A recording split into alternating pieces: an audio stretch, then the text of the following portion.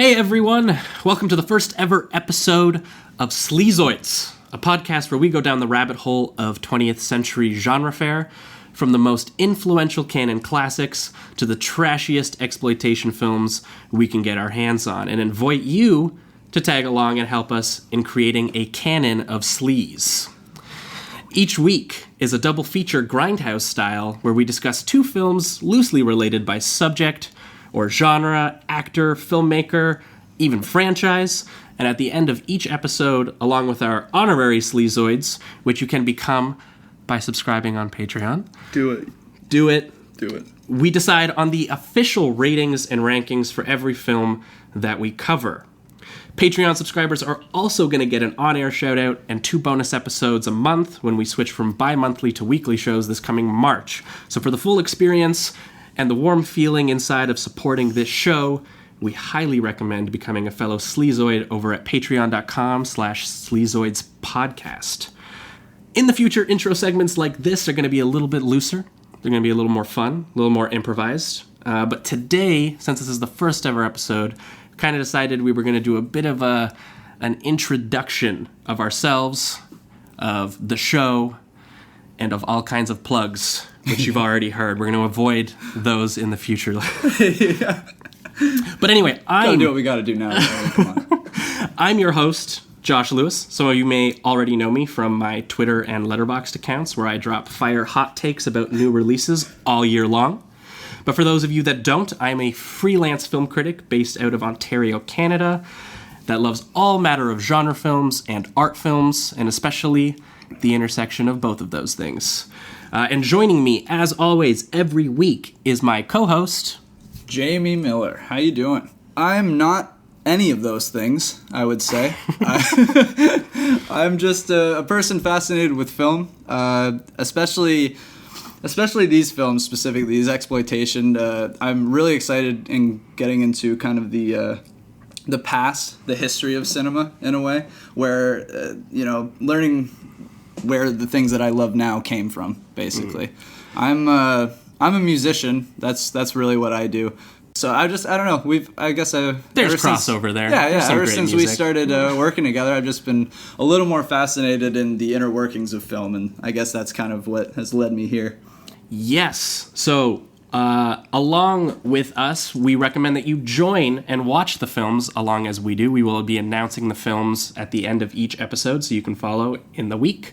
We're going to be, as I said earlier, we're going to be double featuring. And today's sleazy double feature involves two of the finest exploitation filmmakers, in my opinion, and two of my favorites, who will undoubtedly return a lot over the course of the show. And it sees both of these guys doing stories about inbred cannibals. Yeah. I don't know how this ended up being the kind of focus of the episode. I don't know what was on our minds at the time. Especially to just knock it, that's the first episode. That's the first one. Let's dive right in. But you're going to know what you're getting at this point, because we were going to do just a general one. We were going to try and choose something not hyper-specific, and then somehow we ended up picking inbred cannibals. So, anyway, those movies today are going to be Wes Craven's The Hills Have Eyes and Jack Hill's Spider Baby. Oh, and without further ado, I say that we just dive in. Dive in. Hills have eyes. Hills have eyes. Hills have eyes. She thought she knew what the world was all about, but nothing prepared her for this. The hills have eyes. Oh, you go with my baby. Get out of the way, Dick. All right, so we're talking Hills Have Eyes. Wes Craven, one of the filmmakers who very early on got me into watching films. I can remember my mom taking me to Blockbuster, and we were selecting which movies to rent, and I would look at the covers, and I saw some of the covers for those Wes Craven movies, and I was like, whoa. Yeah. I want to watch that one. Not that I was always allowed to watch those ones, but I was not. She showed me a couple. I got Sixth Sense and It, and that was it. That was all we got to. Anyway, I definitely saw Nightmare on Elm Street, and I saw Scream at an age probably I was too early to watch them. But I've later had a lot of appreciation for Wes Craven's work, especially his early work. So today we're going to be talking about, I think, one of his earliest efforts. I think it might be his second or his third movie, maybe his second. Really? Yeah, Hills Have Eyes. So pretty accomplished film for only his second movie at That's that. pretty sweet. I mean, it's made a huge impact, too, I find. I mean... Yeah, I think it's definitely one of his more, like, renowned, recognizable names, especially. Yeah. I know it was one of the... Out of all the movies that you've kind of listed off for me, that was one that I recognized. So, I mean, it's definitely in the more mainstream of things. Yeah, so Hills Have Eyes vaguely tells the story about a family on the way to California, specifically an all-American family. Oh, yeah. Nice young blonde son, a kind of like Lassie-ish dog, making their way across the country. And as every family does when they're on a road trip, they decide to drive through some sort of nuclear testing site. Of course. Desert. Just for the sights, just for the sights. Big tourist attraction, as always. And while they're driving, they kind of have a bit of a car breakdown that involves some jets flying over them and a map hitting someone in the face and a bunny. Lots of things are happening on that road, my God. Yeah, and their car breaks down, and they're like, oh shit, we're in a nuclear testing site, we don't know what's here. And what ends up being there are a bunch of inbred, violent savages. Oh, yeah. That, say the least. That are pretty hungry. Yeah. And they see something on the menu. And that's basically the setup. I don't think there's there's not a lot to this movie. Yeah, not in that sense. Like, the plot is pretty straightforward. Yeah, they don't fuck with you with the plot at all. You know, I feel like that's going to be the majority of these movies. Yeah, where they're just kind of like, here's your setup. Now watch some crazy shit go down. So I don't know if you're coming this from having seen a lot of Wes Craven, but this makes a lot of sense. This movie in particular, coming after his first movie, Last House on the Left. That was before? Yes. That was He started with Last House on the Left? Yeah. I haven't seen the original, I've just seen the remake. Oh. But that's the rape one, right? Yes. Very. That's what he started with? That's what he started with. That is a ballsy move. My God. Yeah, and that one has a lot of Vietnam anxiety and a lot of American family anxiety. He grew up in kind of a very fundamentalist Protestant kind of family. Oh, okay. And he kind of saw this kind of facade that they put on of, we're all great, everything's fine, we're all doing this thing, and he couldn't reconcile that with what he was seeing on television at the time, which was a lot of the Mansons or Vietnam. Yeah. You were seeing one of those two things on TV, and he couldn't reconcile... Not exactly happy-go-lucky. Exactly. So The Last House on the Left is a very intentionally assaultive movie, very in-your-face, very gross, and very much... intending to shock you into being like, these savage things are happening in the world. Is there, because I found in this movie, Hills Have Eyes, he does a lot of, it's undertoned completely, but it's like almost comedic in some ways, like the way that they use the savages, like some of the things that they say are actually kind of funny, and you're like, there's almost like a perverse comedy to it. They're sickening, and like you don't want to laugh, but you still find yourself kind of laughing at it, and it's an odd feeling. Yeah, there's definitely a comical side to it that I think is meant to be like the absurdity of not knowing that these things are there. Like, how are they this in your face? How do they look like this? Right. And you're pretending to live this American dream at that moment in time, when there's people out there that are like this. Yeah, like exactly. That are living this way. Yeah, so... and kind of due to because they're out there because of the whole militarization and all that, right? They're out there because of the military took over their spot, and they just, decided we don't know who's here, but I guess we'll just test some nukes here. Yeah. And then I guess the families just decided to stay based on pride or tradition. I really don't know why they'd stay, but I mean, they're there, and they're quite fucked up because of it. Yep. And I guess the main thing that came is that, so that's kind of where his headspace was at the time, especially after Last House on the Left. That's kind of what was on his mind, was the difference between this kind of family life he grew up being told was what was out there and what was actually out there, the savagery that's out there. So that was on his mind, and then obviously a big thing happened. Texas Chainsaw Massacre happened. Was that before or after? That was before this. It was a couple years before this. So a lot of people at the time, I think, considered this just kind of a knockoff of kind of like a... I wouldn't even think of that. Yeah, that. I mean, in a way, I guess it is a little bit. A little, yeah. It carves a bit of its own path in interesting ways, and I think the main way that it actually does that is by foregrounding both families. Because it kind of humanizes the cannibals in ways that the Texas Chainsaw doesn't, or at least it has you spend time with the family in a way where you almost feel they're like bad. Normal. They're just kind of eating or trying to like they don't it's even their version of normal, but it seems like kind of normal. Yeah, the daughter is like trying to save the baby. The daughter is not necessarily bad, and even you almost feel bad for all of the kids in the cannibal family once you see the father. Yeah, and you realize that he's running the show, and he's running it in a way that's purely selfish. I mean, he's doing it for his own. He doesn't seem to give a shit about any of them, really. He uses them as pawns. Yeah, basically. You also can feel Craven kind of exercising that a little bit in this too. He has some family issues he hasn't quite worked through. Because I was might have some daddy issues. We don't know. Yeah, well, you can see it reflected a little bit too in the other family, because the other family isn't necessarily as abusive, but the dad even mentions they're kind of inept. They didn't teach their kids that there are other things out there, and that that this kind of violence exists in the world, and they kind of get punished for that by dying the most violent deaths of anybody in the movie. Yeah. The father gets like crucified and lit on fire. It's brutal. And one of my favorite bits of comedy that you were talking about too is the part where they use the is it the mom or the grandma? They use her as bait for the cannibals, because they like set her up in the wheelchair after she's slowly died to death from the gunshot wound. Yeah, and they set her up there as bait. The kids use it's the mom. You're right. It is the mom. I actually forgot about that.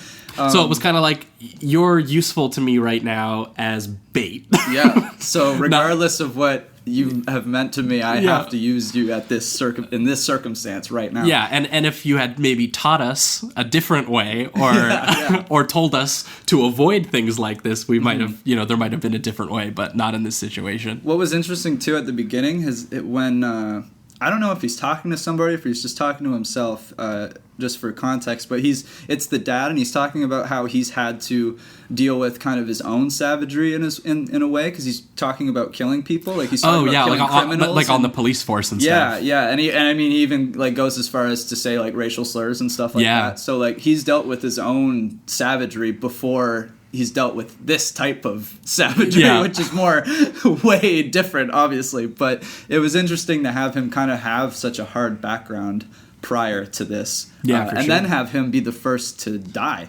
because clearly he's like deluded himself into thinking that was somehow separate, that by leaving the job it was over, that part of his life was over. Exactly. When it's just reality. And especially right now, you can't just get rid of it that easily. Exactly.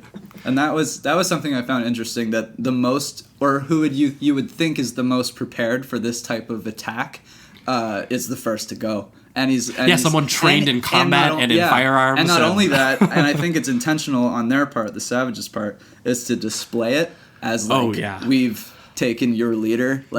Not only did we do that, but we set him ablaze and we crucified him. Like they could have just like killed him, dropped off the body, whatever. Yeah. But no, they crucify him, set him on fire, and have his entire family try to take it's absurd, right? Like it's almost comedic in how absurd and perverse that it ends up getting. It gets crazy. And I gotta say, just as like a note, the mom, when she finds the dad, and she's just like, it's not my Bob, that was chilling to me. Oh my god, her performance she's like laughing, it's the denial too, right? Just a harsh denial of like that reality. And it was like, that was a really good scene, I thought. Really well done. I thought it was interesting how they introduced Bobby.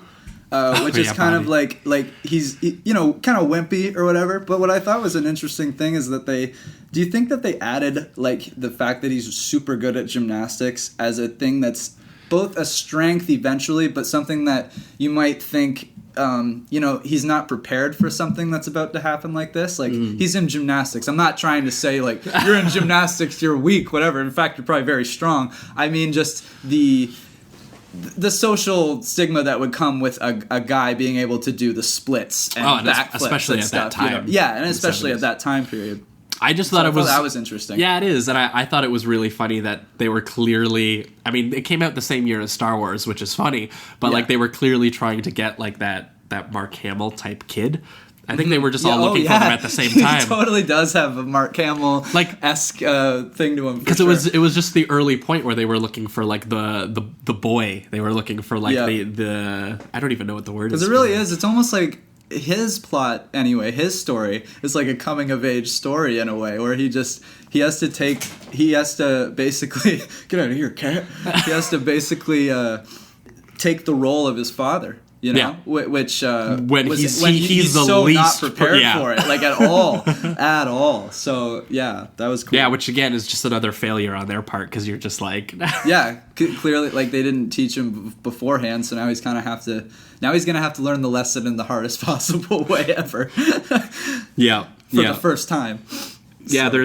there's a really awesome part where because he's the one who first goes out actually looking into the hills to look for the dog, right? And he's kind of walking through these hills, and it kind of has like this elemental feel to it, which is I think also partially ripped from Texas Chainsaw, because I actually think they use the same shot of the full moon. I don't even know if it's the same shot, but like it's very similar. Very similar. Yeah, that's interesting. But there's a part where he's like walking through the hills, and then he finds the dog, and the dead dog, obviously, because the savages at that point have got the dog, because the dog was sensing them out there. They don't stray from that either. No. They're just like, gutted dog.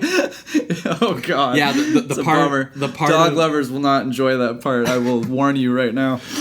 Yeah, and the shot of when he finds the dog too is really funny, because it's like this zoom in, and it's the whole movie's kind of in like a bit of this dirty handheld kind of quick moving or panning or zooming kind of style. Yeah, for sure. sure. But it zooms in on the dog, and then later the shot is mirrored with a zoom in on the baby that's still alive when they're over the crib. Yeah, over the crib in the trailer. In the trailer, yeah, for sure. And you're just like, that's just really dark. Yeah. So, are you kind of getting at that they view them the same? I think so. I think that what he sees there and how the cannibals view the baby, because at that point that's Bobby looking at the dog. He sees like a massacred and then animal. The savages look at the baby and they're like, oh yeah, we're seeing the same thing. That's a good point. I actually didn't connect the two there.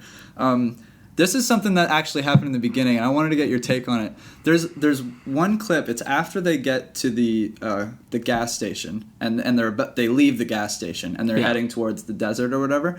Is this before or after they meet the guy who's like running the gas station? After. It's after. I think it's on their way to after they talk to him, and after they have that one scene where the guy's creeping in the background or whatever, which I thought kind of was you know that part I'm talking about. Yeah. And I thought that was kind of funny tonally, because it worked.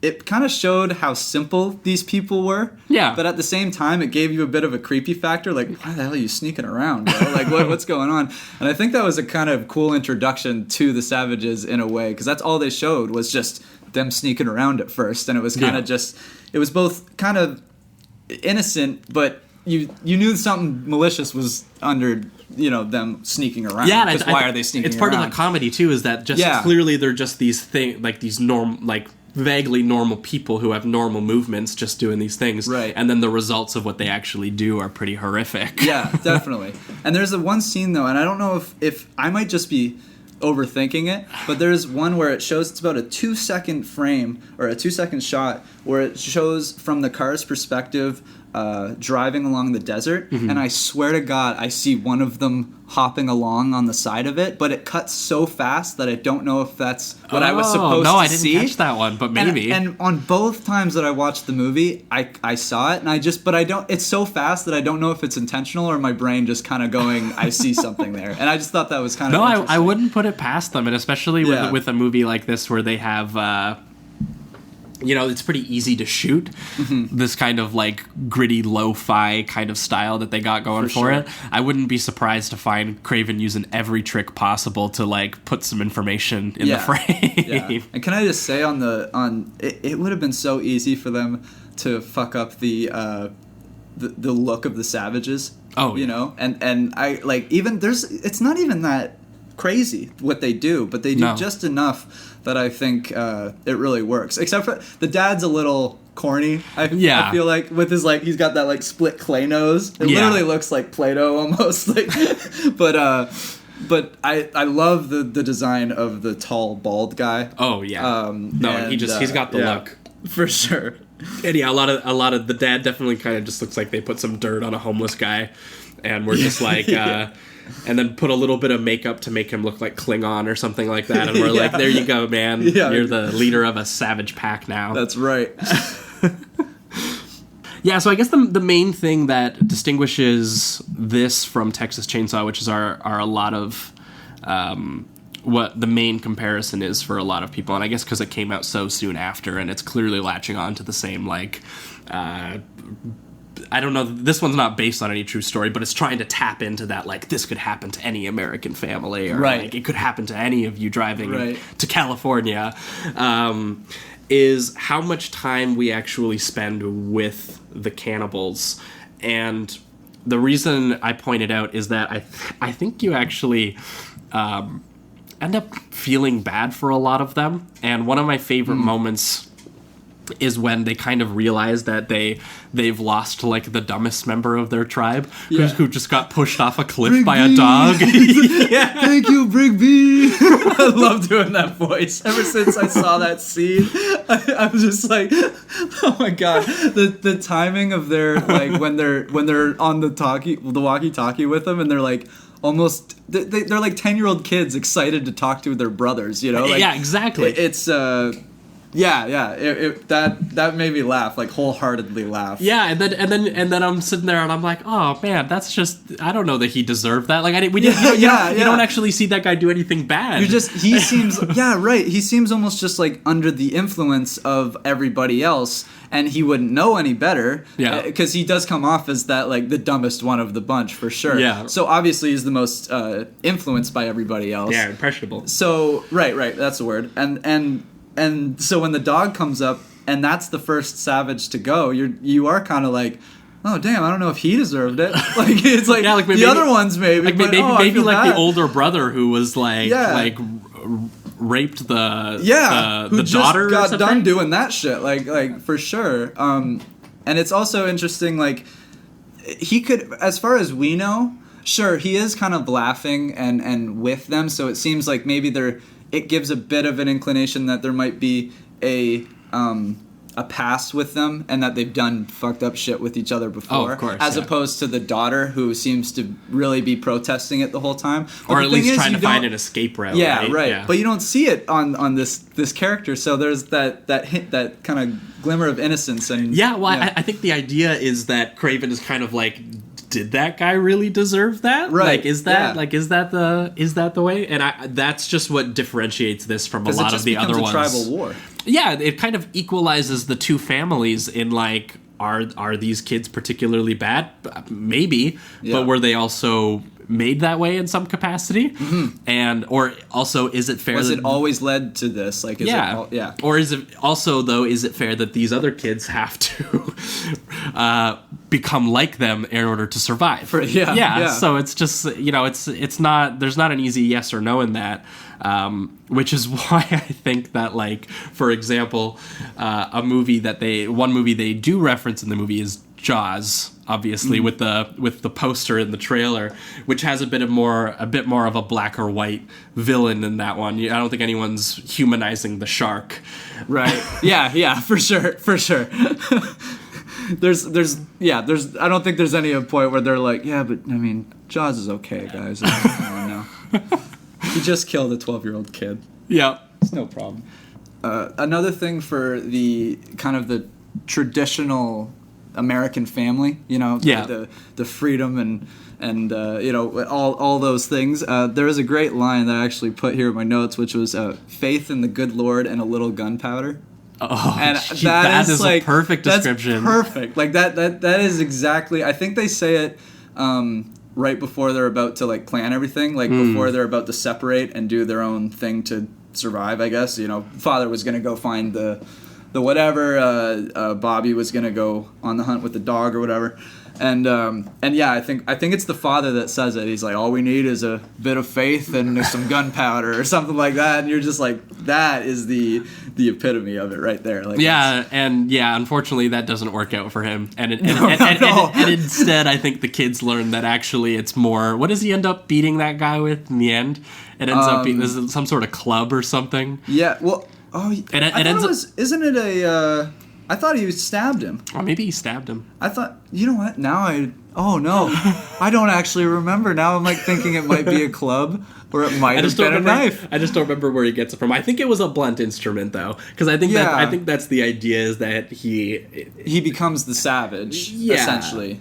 Becomes what he's deemed as. Well, what's interesting too about his character is that he was the I think you call it the peacenik or whatever. He's the peacekeeping. He's like the hippie. The hippie. I don't believe in guns and I don't believe in that kind of violence and whatever. And then his character is just driven. It becomes to the point where his environment is so much that he's driven to that point, and there's no other choice. That's the thing. It's not like it's saying. Oh, and the camera closes him off. It's just like it's like, dude, you're in this situation. You got nothing else. You're doing this. Yeah. And he very reluctantly accepts that role. Yeah. And then as soon as he does, that's the end of the movie. Fade to red. That's it, right? Yeah. It's just, And I gotta say the addition of adding saliva and blood to the, because I've seen blood splatter. I've seen things similar, even spit. I don't know, but I don't know if I have seen spit really on the camera, I'm like on the that, lens you're talking about. Yeah, I don't know if I've seen like the actor's spit literally go onto the camera and then them use that as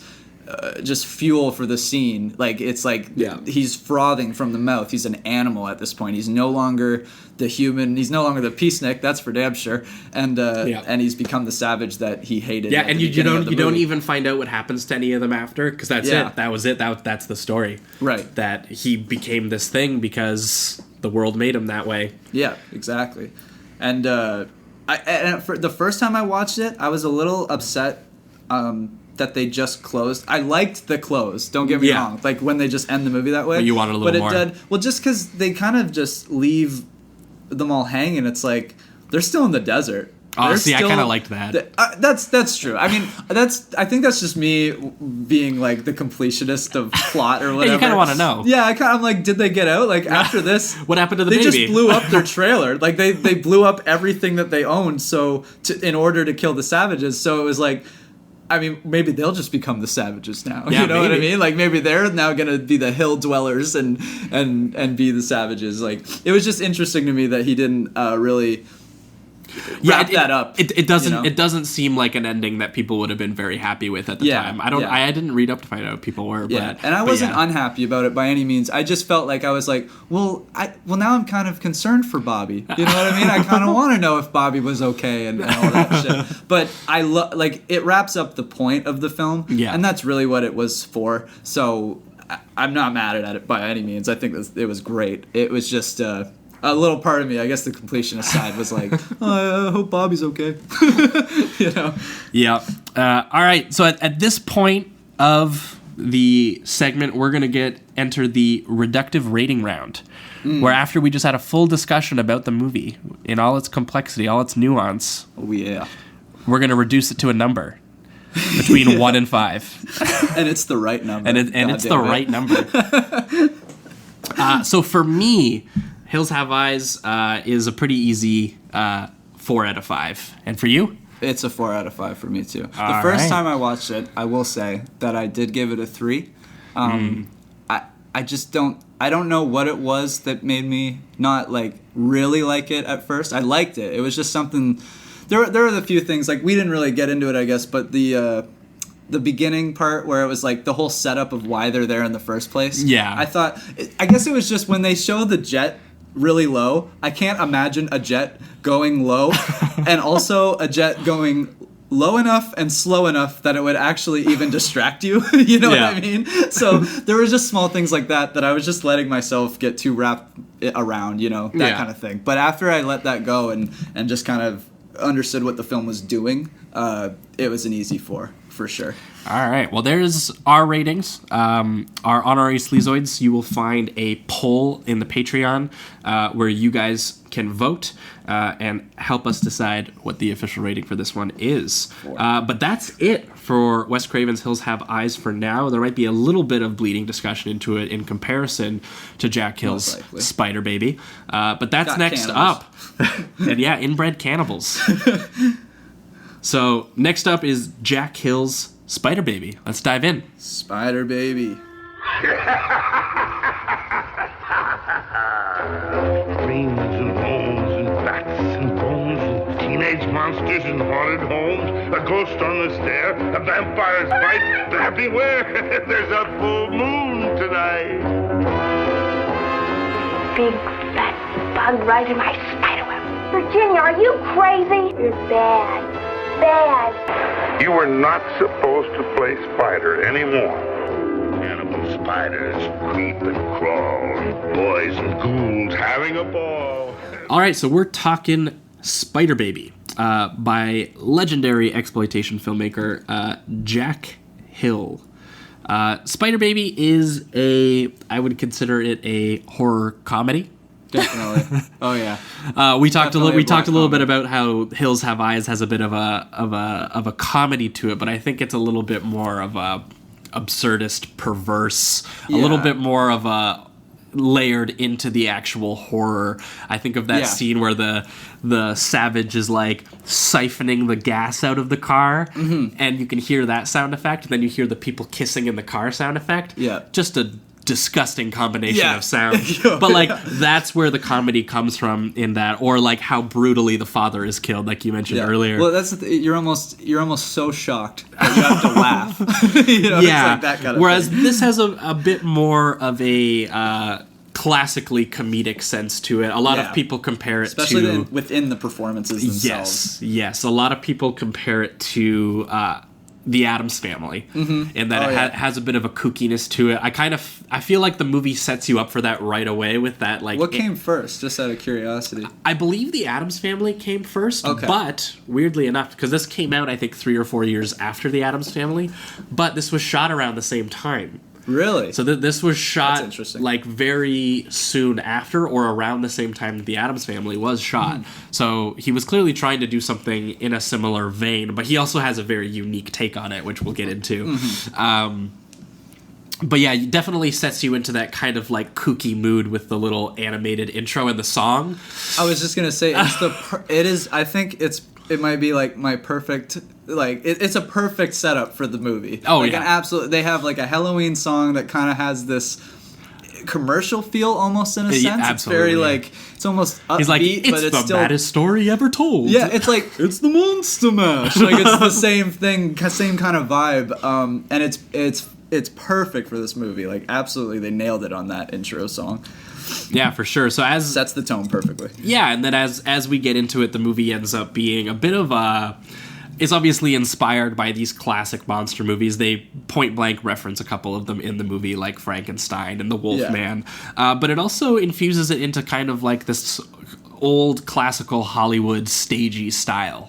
Is the kind of thing that he's doing, which is interesting because Jack Hill never again made a movie like that, so it's very clearly not his own style. This is my first Jack Hill movie, I think. So yeah, none of his other movies really have that kind of classical Hollywood stage kind of presence, and didn't really use actors who had that kind of training either, who would have made movies like that. They do seem well trained in this film. Yeah, he uses a couple guys that he found himself, a lot of the young girls, and especially Sid Haig, who plays Ralph. What was at that like now I know that he's more known as that exploitation guy, but at the time when this was made, was he a big name? Was he, or at least within the scene, or like what? I don't think so. I actually think this could be. I'll double check. But is breaking out. I actually think Spider Baby might be one of his first movies. What a first role! Like, just to be like, you're basically a dog. Oh, he did another one called Bloodbath, which I haven't seen. So it's possible people might have known him earlier before this. And that was before this this one, Spider Baby? 1 year before. But this one also was not released until like 3 years after it was filmed. Yes. So what? So he definitely made this one, I think, before any of his other films were released. Okay, because I heard that this was like postponed due to that one of the producers had like a bankruptcy issue or something like that. Yeah. So they ended up having, I think they had to sell the film around before they found someone who wanted it's to. Crazy, like 3 years, like.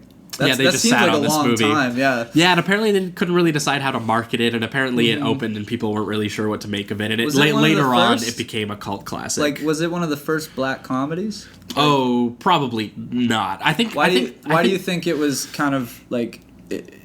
Would there be a reason why people wouldn't take this one in as opposed to others? It could have just been poor marketing. It could have just been it didn't get much of a release. It could have been a lot of things. I think definitely there's a bit in the tone that might be a little much, and we'll also get into this because this is one of the things I think that the movie does that's the most interesting, is that it uses a very classical Hollywood style, but then the actual subject matter is a lot darker than those movies are willing to go, which would have been... It's blacker than those, because at this point... Especially when he shot it in 1964, I guess what would have been considered a horror movie would have been something like Psycho, which obviously has some great horror scenes in it. And it's considered a horror movie, but at the time, like, it's not really what we consider horror anymore. It's more of like a thriller, I guess, would be the thing about that. So when this came out, the idea of showing people like eating a mutilated cat, or like eating bugs, like this is especially without this their is knowledge, gross, that kind shocking stuff at the time, for sure.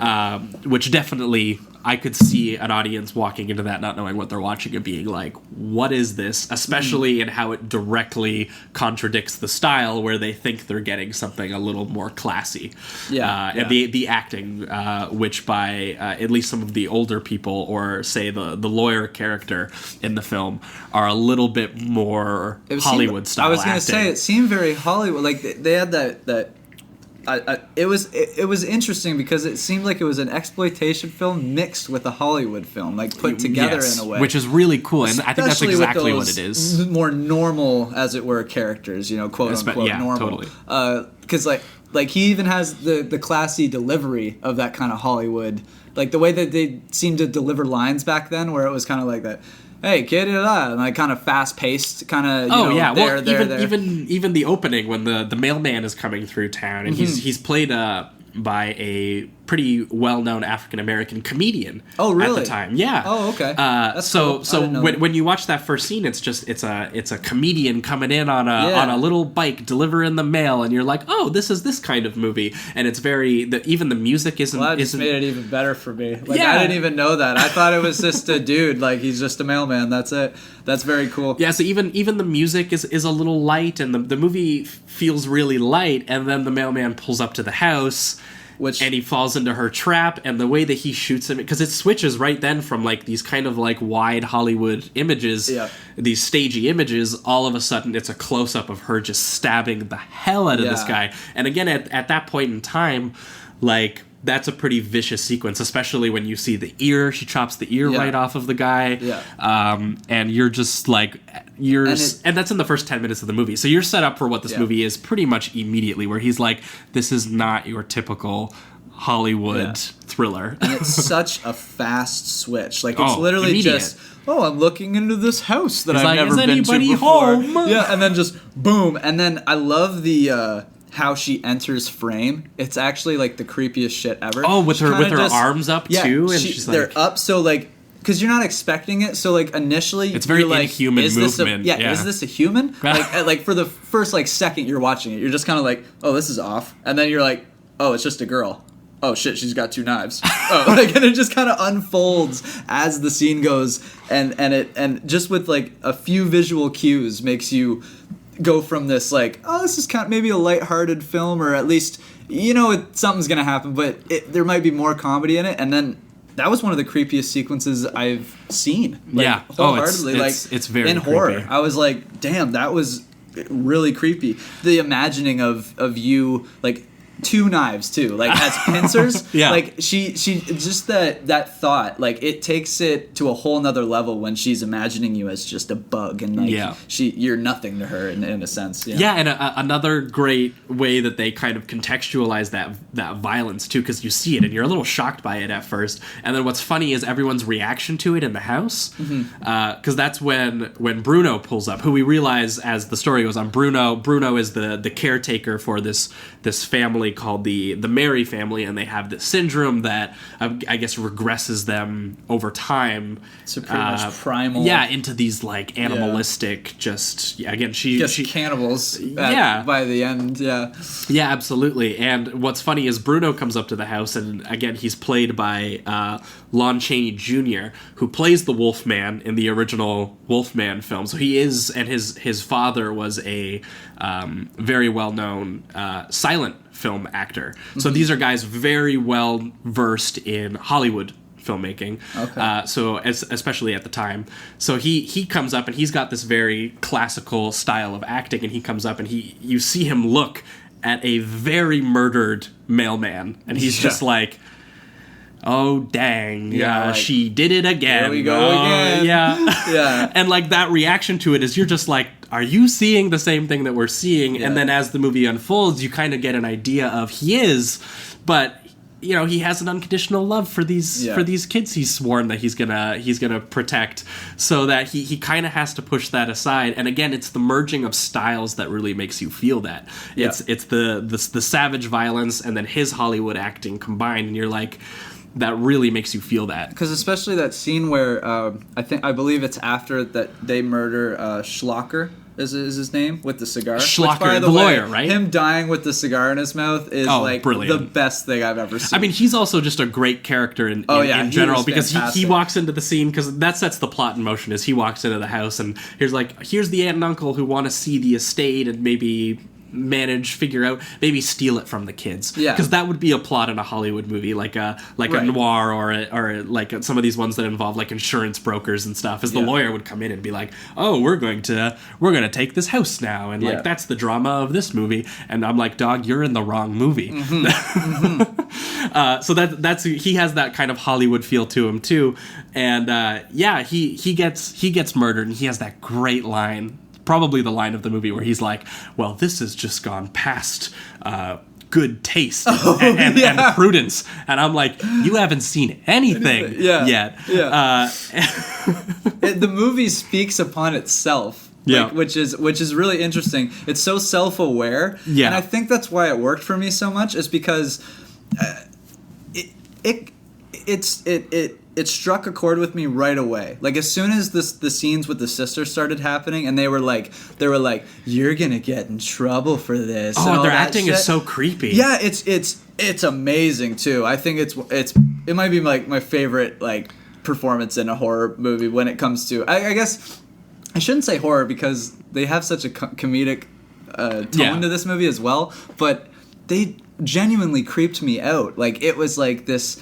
It was like, because they're old enough looking to play like, you know, older teenage girls, but they're acting like 10-year-olds. Yeah. So, but and not only that, but they're doing it in the most malicious way possible. So it's just this intertwining of creepiness. That they have like the physicality to actually like really hurt people. Yeah. But they're not seemingly the mental capacity to really understand what it is that they're doing. And except for the one, I guess, because they're all three kids are kind of at like a different level of regression, because Ralph is at like near the final stages where he's like treated like a dog, and his introduction is amazing. Literally a dog. Yeah, where she's like, Ralph, and you're like, oh, it's a dog. Yeah, and then he comes out and he's like, oh, and you're like, whoa, sort of a dog. Yeah, I guess. And it's really funny, because the first time I saw that I laughed, and then the second time I saw it I was almost cheering, because she does it again when he's coming up through that. Yeah, you're like, Ralph. Yeah, she's like, Ralph. And then he's like pumped this time. He's like all happy faced and shit. Yeah, it's and great. even the uncle, who's supposed to be like the very normal hero guy, who would otherwise be the hero of the Hollywood movie. He's Peter? And he's just like,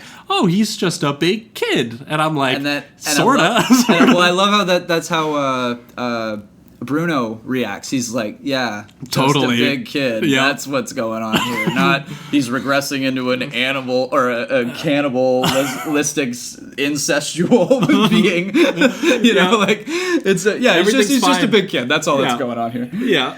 But actually, the sister point that you had earlier, I found that it was like the blonde was kind of what's her name, Elizabeth? She was the most with it. Yeah, which was I found scarier. The way, she played like the devil on her shoulder. Like Virginia was kind of like she viewed these people. I bought it as she viewed these people truly as bugs. She didn't see them as humans. Whereas the blonde, the Elizabeth, she saw them. She knew what she was doing. That's the tone I she got. totally when she seduces was killing them. somebody. She saw a human and she did it in a malicious sense of that. Whereas I feel like and she tried to get everybody to do the dirty work for her too. Exactly. Right? And I feel like Virginia was more like, although obviously fucked in the head and wrong, had a more innocence to her where I don't think she exactly knew what she was doing. She was very clearly being manipulated basically. too. She was playing Spider, basically. So that I thought was really interesting. The fact that Elizabeth ended up by the end of the movie far more frightening to me, and I was like, God, I wouldn't want to mess with you. When she's leading that the young girl up the stairs to the dad's room, where it's already been established, where with the great pan over says, to like, the dad, pretty lady, that part? and it's already been established that the dad is clearly a skeleton, which has been established earlier with the pan over to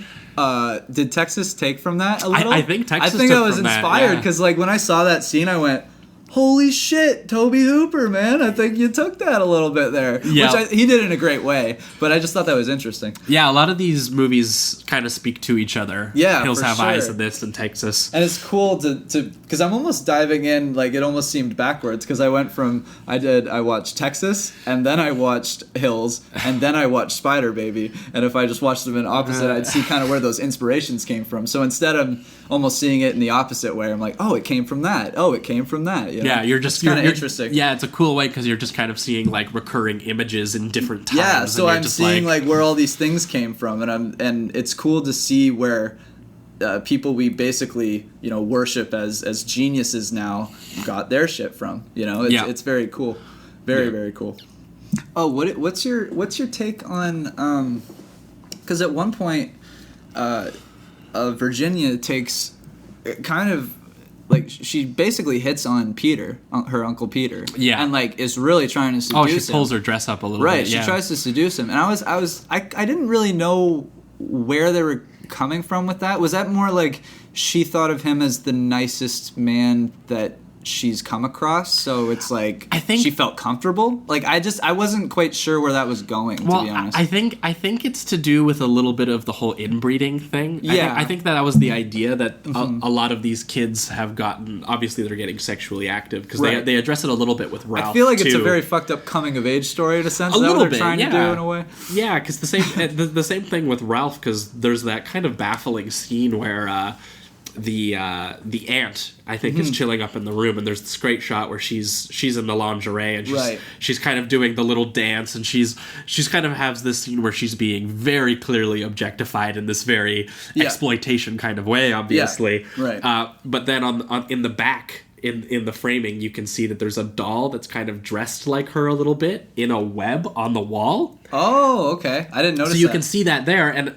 at the same time, it's where Ralph is coming down, trying to look in through the window. And he's upside down, and he's too, upside down like a spider, right? Yeah, So that was interesting, because they don't even attempt to explain that, like why he's upside down. It was more like an imagery thing, but I gotta say, it never popped into my head when I saw it. I just went, he's upside down. Yeah. Like, it almost it worked with the scene and like how they were kind of using his character. Yeah, well, then it all moves into this very trashy sequence where she's just running through the dark forest in her lingerie, and he's a dog basically just after her. Yeah, and then he catches her, and I thought he was eating her at first. I didn't know that, but it's clearly established that he rapes her. It's rape, okay. And that I wasn't sure. And that he's very like sexually advanced, but also mentally regressing, and that's kind of what's happening. And it's kind of established that he kind of pushes that onto her. Yeah. Because when she comes back like yelling Ralph, and I thought I was a little weirded out because I thought that this was her like doing that whole where you fall in love with your abuser or whatever thing. Which I thought would have been a turn. Yeah, I thought that it was doing like this whole like King Kong thing or something. I thought that's what was happening. The most fucked but up then version of it. she comes back and she's like equally as aggressive, and she's like, no, I'm gonna like, she turns murderous and crazy when it gets into the climax, and the climax is insane. Oh, it's when all bizarre. three things meet up at the same time, where she's, because like that scene happens, and at the same time that's when Virginia's trying to seduce Peter. And in this very, very creepy murderous dance or whatever. Murderous seduction. Like a Black Widow type situation. Really? Yeah, which I guess that's probably what the analogy is, right? Yeah, I think that's what she's supposed to be doing. I think it's the, I'm pretty sure a fact about a Black Widow is that after they have sex with their mate, they rip their heads off, like literally kill the mate.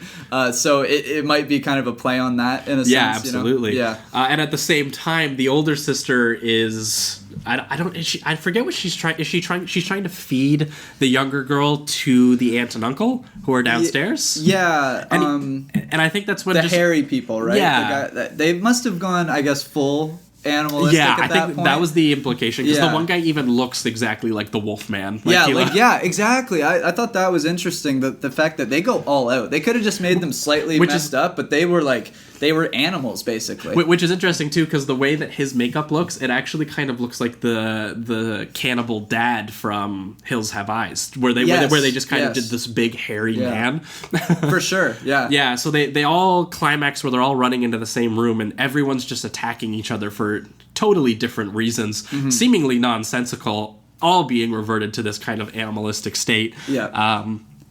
And that's around the time that Bruno gets back, because Bruno's whole story while this is going on is like his conundrum of, I genuinely, unconditionally love this family.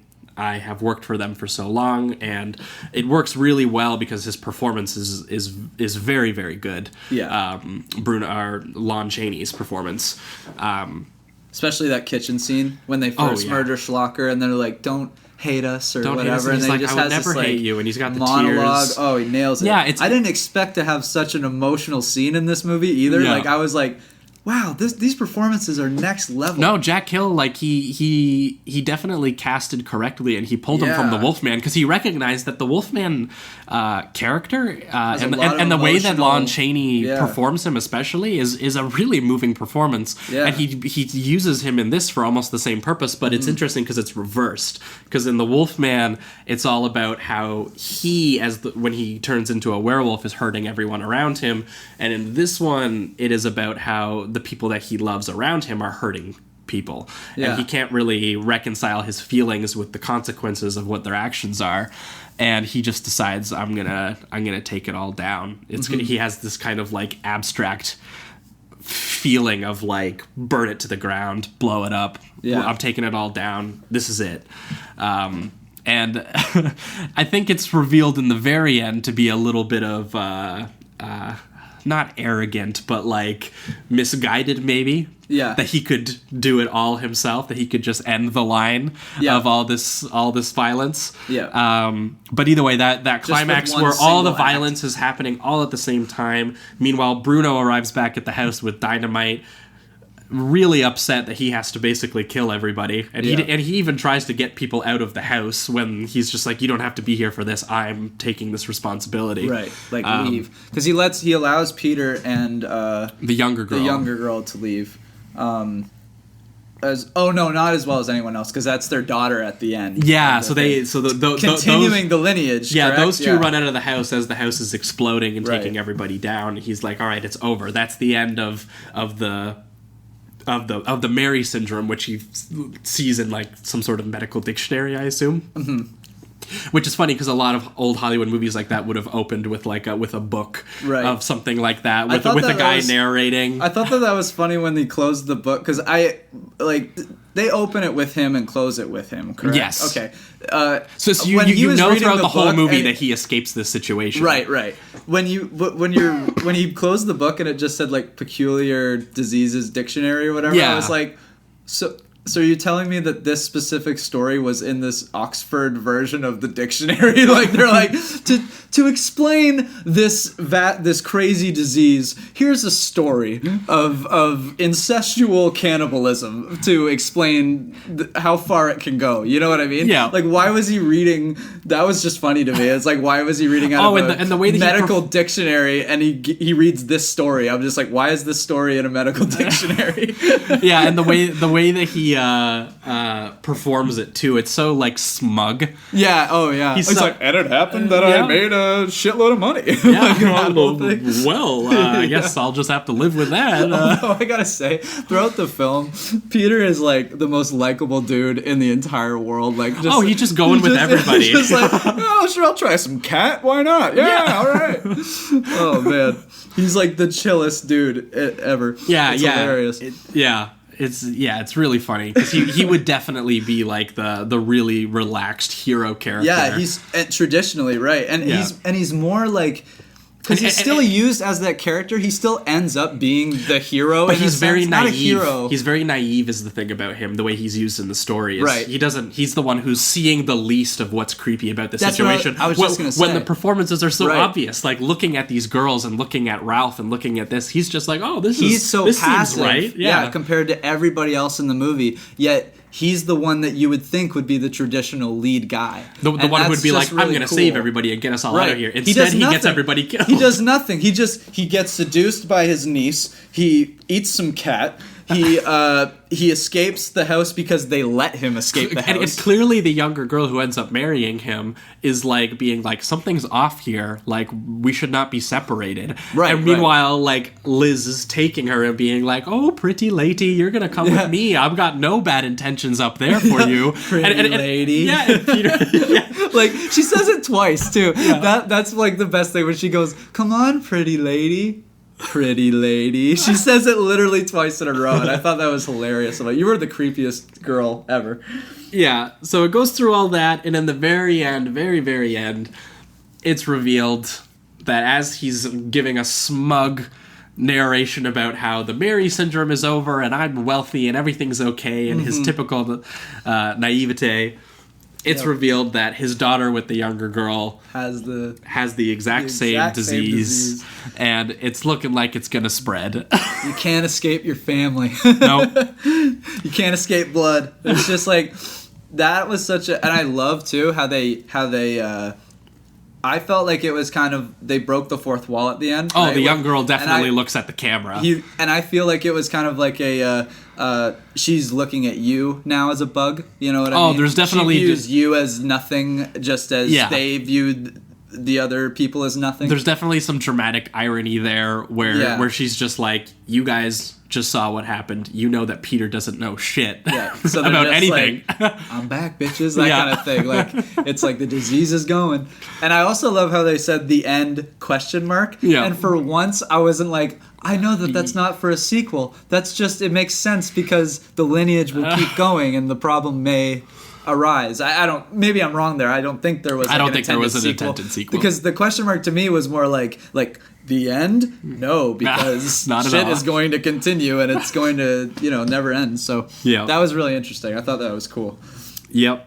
The ending was great. So yeah, that's Jack Hill's Spider Baby. Spider Baby. So once again, we're going to enter the reductive rating round where I'm going to give Spider Baby a super easy 4 out of 5. It's a 4 for me, and honest, like it's close. It's close to a 5. There's just so many factors of it that works for me on so many levels. Yeah. Like I feel like I'd have to revisit more of the Hollywood movies it's talking about. Yeah. Because I didn't really realize until some of it in retrospect watching it that, because like I wasn't properly prepared for exactly what the movie was going to be watching it for the first time. Me either. Because especially having seen I thought it was a horror movie. Well, so when this other stuff happened, I was like, and it worked for me. I thought that was a true telling of how the film is. And I've seen other Jack Hill films; they look nothing like this movie. That'll be interesting for me to dive in now. So when I was watching this, I was kind of like, "Are you sure Jack Hill directed this one?" But no, it's he's definitely there. His style is there. It's just he's clearly doing playing off of that he's Hollywood. Playing off of other genres. He's playing off which is very, other kinds very of films. cool. So yeah, very good. What, just before we wrap, what do you think I thought it was interesting that Peter's wife or to be wife said the line, I think every man should be a beast or whatever. And I thought that was interesting, just like, because she's attracted to Peter. Yeah. You know what I mean? Peter is, out of furthest all of from a them, beast, is furthest from a beast. And I just thought that was kind of interesting that she ended up with Peter after she said such a line. You know what I mean? Yeah, and that definitely stood out to me and made me want to watch Wolfman. Yeah. But yeah, I think that's going to be it for today's show. Before we go, however, we have another shameless plug for our Patreon, right. which you can find at patreon.com/Sleazoids podcast.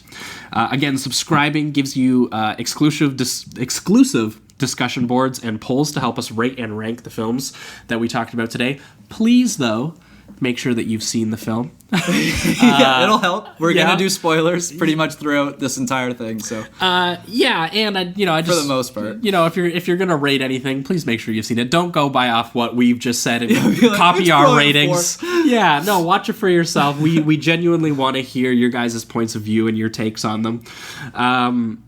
As well as you're going to get an on-air shout-out during this segment of the show at the end.